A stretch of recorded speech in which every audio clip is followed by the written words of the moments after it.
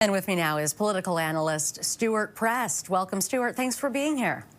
Good morning, Renee. Good to be with you. So the headline from the federal government is that a number of agreements are in the works to increase trade, investment, and defense cooperation after Carney's two-day trip to Qatar. Your thoughts? Would you call this trip a success? I think it's clear that Canada has accomplished what it set out to do here.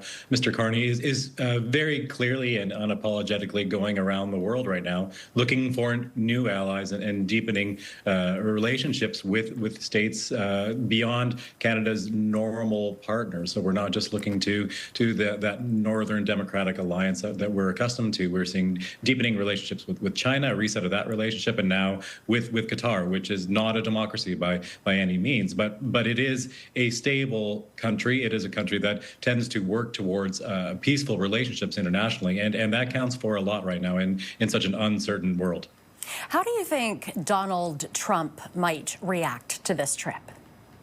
It's of course always the question, isn't it? And it is hard to say with certainty because on the one hand, we do see the United States doing very much the same sort of thing. And when news broke of Canada's new trade agreement with China, he seemed to say, well, that's what Mr. Carney needs to do, and if he can do it, he should. But at the same time, we know that we are hearing from the United States, many different actors within Trump's orbit, that this kind of embrace of trade with non-democracies, particularly with China, that strategic adversary, will not go well and could lead to some kind of punishment, again, a kind of tariff or who knows what else. And so it is very unpredictable, and yet it is all important when we try to think about how Canada is positioning itself.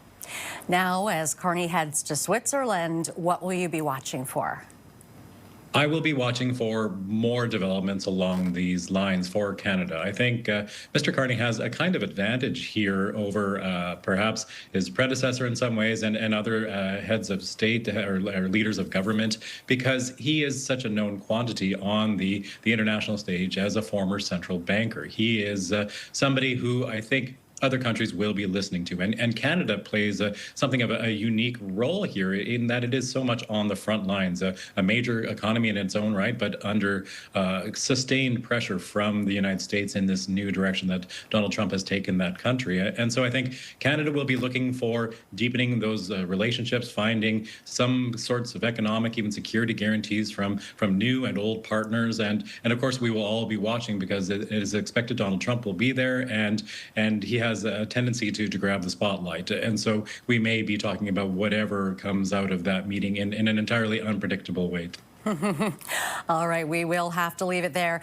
Thank you very much for your time and for being here, sir. Always a pleasure. Thank you. That is Stewart Prest, political analyst.